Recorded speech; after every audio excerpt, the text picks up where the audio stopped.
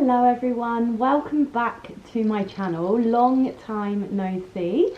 Happy New Year. I hope you're all doing really well. It feels like it has been a really long time since I last uploaded to YouTube. To be honest, I feel like since I had Joey, I have really slacked in terms of posting on everything, to be honest. I feel like my priorities have been elsewhere.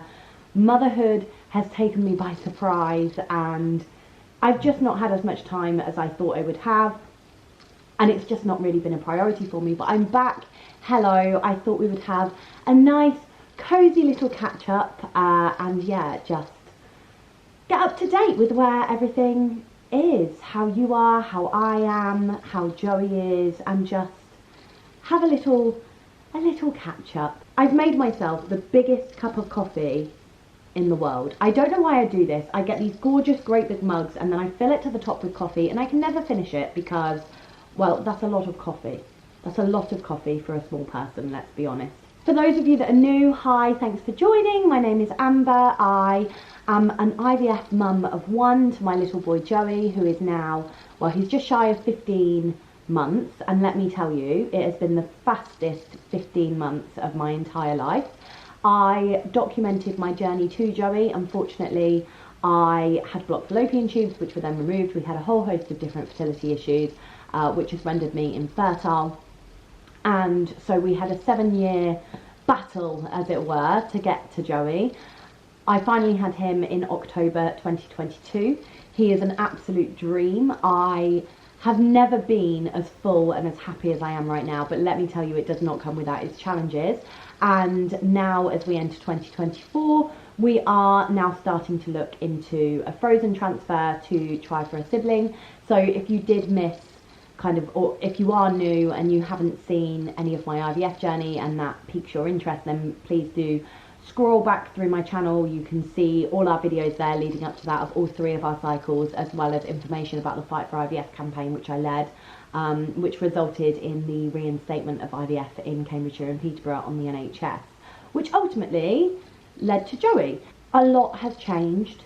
As you can see, we've decorated. We have a much more colourful, homely living room, and yeah, I've changed my hair. There's a lot that's gone on. I've got a new job. I left my old job when I finished maternity leave. I was doing some freelance work and I kind of carried on there, but now employed. So a lot has changed and I feel like we are well overdue a catch up. So I don't even know really where to begin. Obviously, Joey's kind of newborn phase, the feeding troubles that we had, was on YouTube. I've done the odd kind of sporadic video there. I cannot believe how little you can prepare for being a mum. I love it. Like, I really love it, and I feel like I was made for this in so many ways, but it has really kind of forced me to look at myself, who I am as a person, what I project into the world, the way that I speak to other people, the way that I am just day to day, because my kind of day-to-day behaviours and Marco's day-to-day behaviour is what Joey picks up on, and he sees as the norm and what he will eventually start to mirror. And I don't know, I feel like having a child really kind of forced me to look at myself in so many different ways. So I think it was my last YouTube video I spoke about the fact that I went back to therapy. Now, I've been on and off with therapy for years and years and years, but haven't had it for quite some time. I had some EMDR therapy while I was going through infertility, which was invaluable, but I actually wanted to find a therapist who had nothing to do with infertility and could just help me deal with some traumas I've had in my life, although I do feel like the word traumas is slightly overused now, but I would definitely describe some of what we went through as kind of traumatic. Some different things that I've not really dealt with, and one thing that I found I'm really not very good at is regulating my own emotions, and I'm very defensive. I take everything very personally. I'm highly sensitive, and I kind of feel like I project a lot of that. I have real kind of attachment issues. I feel like I'm very reluctant to kind of get close to people, and even when I do get close to people, I almost feel like it's a tad superficial because I am so worried all the time that they're just going to leave. Like, I have a real issue with permanence, and so I feel like going back to therapy is really starting to help me kind of work through that and why that's the way it is, and validate a lot of what I felt from the age of like 12 through to now. I think I've had about 13 sessions now. I have another session this evening. We are going to start, I think, to kind of drop them off a little bit now. But it's been really invaluable, and it's really kind of helped me as a person become more confident with who I am, know what is actual feelings and what are real feelings, and where I'm just kind of projecting, or I'm putting a wall up, or I'm using past experiences to kind of justify these ones. And actually, you know, it has been a real eye-opener, and I have felt a real change within myself over the last kind of 3.5 months, where I just feel so much more at peace, and I feel so much happier, and I feel so much less even like I have to people please, and like I am worthy of these different things, and I'm not a bad person, and I've had some bad experiences in my life, but they don't have to shape the next, hopefully, like 60 odd years. It has been really, really beneficial, because I feel like I've let a period of my life kind of control everything going forward, and it's been a really humbling experience in some ways, but also it's been a real eye-opener, because I think, you know, I had a rocky period of my life where there was maybe, you know, 6 to 10 years of just turbulence, I suppose is the best word to use. And I'm not going to get into it, because it's not just, I think there's an element of privacy that I want to keep to myself. You know, not everybody needs to know everything that's ever happened to me in my life. But also, you know, it's my parents' privacy, it's my sister's privacy, it's not just mine, it's not just my story to tell when it comes to these things. The kind of nuances of that aren't really relevant. But what I do know is that I spent an awful lot, you know, 10 years in the grand scheme of things. Like right now, that's a third of my life. Like I turned 30 this year, so those 10 years have been, you know, quite formative, and they were my formative years, like let's say 12 to 22 for argument's sake. Very much my formative years. You're becoming an adult, there's a lot that goes on in your body with your hormones, etc., and you are kind of becoming an individual adult person during that time. And I have really let those experiences define me, and I think even in adulthood, especially after having Joey, I feel like everything was kind of amplified. Like pre-Joey, I feel like I was able to kind of put everything under a bit of a rug, whereas when you've had a child and you're going through the motions of, you know, the sleep deprivation, the being needed 24/7, the arguably like the loss of freedom that you experience with having a child, like I feel like I was starting to really project with that. And when I'm tired, I'm not the best of people anyway. I really struggle with being tired, but that was then starting to impact my marriage and the way that I would speak to Marco and the way that we would communicate or not communicate, etc., etc. And I just felt like it was a really great time for me to start. So that's something that has been going on for the last few months, and I really feel like a different person, and I feel so much more at peace with who I am. I'm conscious, I feel like I'm repeating myself a little bit now, but it also came as a really good time, because unfortunately in November I lost my granddad. He'd been poorly for a very long time, but it was also the first kind of big loss I'd ever experienced. We've lost members of Marco's family in kind of like the 11 years that we've been together. I also lost a friend last year, well, not last year anymore, the year before, but none of it kind of compared. Like when it came to kind of family and people really, really close and in your immediate circle, I never really lost anyone. So losing my granddad, although he'd been poorly for a very long time and we'd been expecting it for a very long time, it still hit me, and I didn't know how to navigate that grief process. And I don't think anybody can point blank tell you this is how you navigate grief and this is how you feel. Whether you expect it or not, I think it still feels a certain way, and that I found really tricky. And so kind of actively having my therapist at that point was really helpful to try and navigate that. We lost him on the Sunday, my therapy session was on the Monday, and so it kind of really coincided, and I just feel like the therapy came at a really good time and was exactly what I needed and when I needed it. Joey has now started nursery. He started nursery in October when I kind of went back to work full time. I say full time, I pretty much do full-time hours condensed, but I work 4 days a week now. So that's nice, because I still get a kind of block of 3 days with Joey, which I really love. In an ideal world, I would be at home with him all the time. Like that will always be something I wish I could have had and something I want, but realistically the practicalities of doing that just aren't perfect right now. There's the financial aspect of it, and actually, you know, like we want to move house, things like that, which are definitely going to be easier to do for the kind of lifestyle that we want and that we want for Joey on 2 incomes. We also, as I mentioned, are looking at doing a frozen transfer this year. That unfortunately is expensive. We're currently kind of deciding what to do with our embryos. Our embryos at the moment are with our last clinic, who are notoriously one of the most expensive clinics in the UK.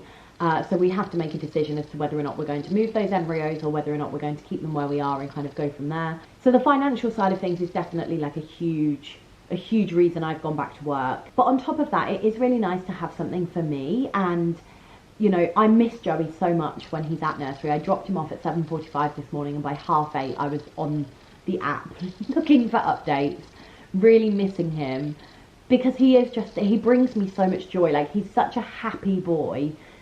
And he will just zoom around. He does like this strange crawl where he doesn't crawl on all fours. He kind of sits on 3 legs and like drags himself along, and he goes so fast. And he's kind of at that point now where he's starting to try and walk. We've had a few steps here and there. I think all in all, I think in total he's done about 15 steps.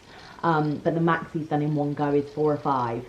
And he's just so excitable. And he gets up every morning, and then he's sat there going, ga, ga, ba, ba, mama, duck. Fish, fish, fish, and he just loves it, and he's just wandering around going, Bruce, Bruce, Bruce. Our dog is called Bruce, if you're not aware, and he just loves it. He's just so happy, and I love being with him, and we have such a good, close, strong bond. Like, that is one thing that I am so proud of. Like, nobody can tell me that me and Joey do not have a top class bond, because he is just, oh God, it just fills my heart with so much joy, and we really do just work together.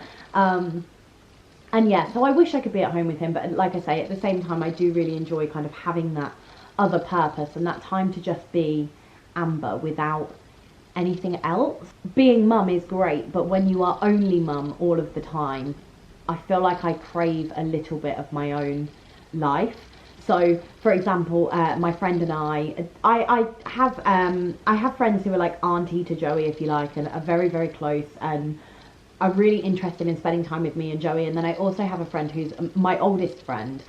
She will openly tell you she is not maternal in the slightest, and she adores Joey, and she always asks how he is. And as he gets older and he has more of a little personality, she'll be great with him. But at this kind of young baby stage where they're not really talking, they're just throwing food, she's a bit like what do they do?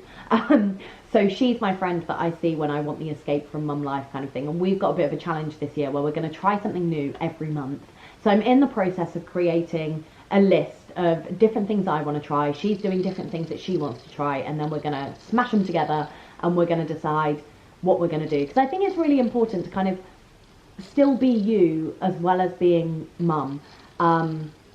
And that's definitely something that I am learning to do. I am learning to have more of a social life. I am learning to kind of allow myself not to feel guilty for spending an hour out of the house once a week and so on and so forth. So going back to work really helped with that, and I think has made me feel a bit more confident about being away from him.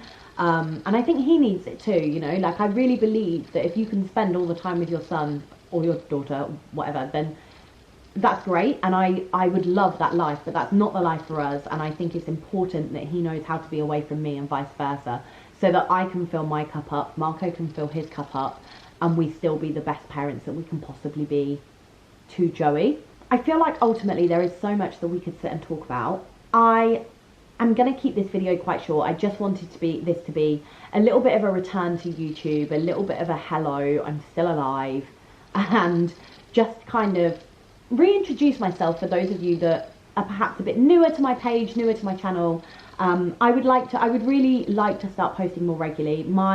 I've made some resolutions this year. One of those is to kind of rediscover myself. I feel like my style and identity and somewhat has kind of just vanished over the years with IVF and having a baby, everything else. I feel like myself hasn't really been a priority, and so I want to rediscover colour. Like, I wear black and beige all the time, and I seem to have a real draw to colour at the moment. So that's one thing that I'm going to be doing this year, kind of re-finding myself, reinventing myself in that sense. But also, I am someone who thrives off routine, organisation and structure, and I have really neglected myself, down to how much water I drink, how much sleep I get. Like, even though Joey's sleep has been horrific for 15 months, I don't help myself, and I have like a real FOMO. And if me and Marco are downstairs and Joey's gone to bed at like 7:30, say, I feel like if I go to bed at 9 o'clock, then I'm missing out on all this stuff that could happen, and nothing ever happens. We just sit on our phones scrolling on TikTok. So I'm making it my mission to kind of, you know, utilize that time, whether that's getting stuff ready in the house, whether that's doing my hair ready for the following day, getting bags ready, going to bed at a reasonable time, because I won't go to bed until like 11:30 at night, and then Joey's awake at 6 and I'm moaning that I'm tired. I'm someone that has really high sleep needs. So even last night, I went to bed at 9:30, I woke up at 6:30 this morning, and I feel like a new woman. I got up, we got Joey ready, we had a cup of coffee in bed. I then took him to nursery after we'd all got ready. I came home, I sat down for 15 minutes. I then went and got ready and made myself look nice and presentable. I then got to potter around a little bit before I started work, and I couldn't believe that I have all this time, whereas beforehand I'm waking up groggy as anything and just not very happy. So I feel like this year, I've always said that turning 30 feels like a really big thing for me, and I turn 30 at the end of the year, I'm 30 in the autumn, and I just feel like I want to close the book now and kind of start writing a new one, and a whole new chapter, a whole new decade of my life, where I can put to bed everything that I've gone to therapy for, all the IVF. We've said that this year is it. So we're going to have the transfer, potentially 2, we'll see. And then that's it. If it hasn't worked by the end of the year, then we are drawing a line under that. I don't know how I feel about it. It's been very much a joint decision and something that we know we need to do, but it feels like a lot of pressure for me, and I'm not, you know, a lot of people have said, is this a hard boundary, is this a soft boundary, where in a few years time you could maybe look at it again? Like, no, this is very much a hard boundary for us both. I would rather put the money that we have into Joey. I don't ever want Joey to feel like he's not enough, and so I think we've devoted enough of our lives to IVF to now really, you know, the record needs to change, and I think that's that. So yeah, anyway, there's a lot coming up this year, but I'm really excited to be producing more content, to be back here talking to you. I hope you stick around. If you haven't already, please do subscribe to my channel. The podcast Am I Overreacting, which is my fertility podcast with my co-host Annabelle Gurnett, we are hoping we'll be back this month. Annabelle went through a really tough time, and we just thought, we both had a lot going on, but obviously Annabelle had something really hard to go through, and we decided that for the time being it was just on hold, and then when we are both in the right headspace, we'll be back. So we are hoping it will be this month, but I can't promise that for you right now. But I am back. I will be back on YouTube a lot more frequently than I have been. I'll be on Instagram a lot more. If you don't follow me on Instagram, you can find me at Amber Izzo. That's Amber and then IZZO. And it's been a pleasure catching up with you again. I hope you've enjoyed this video. If there are any videos, motherhood related, IVF related, anything related that you would like to see, please do let me know in the description box, in the comments below. It's been lovely catching up with you. I hope you have a lovely week, and again, Happy New Year. See you later.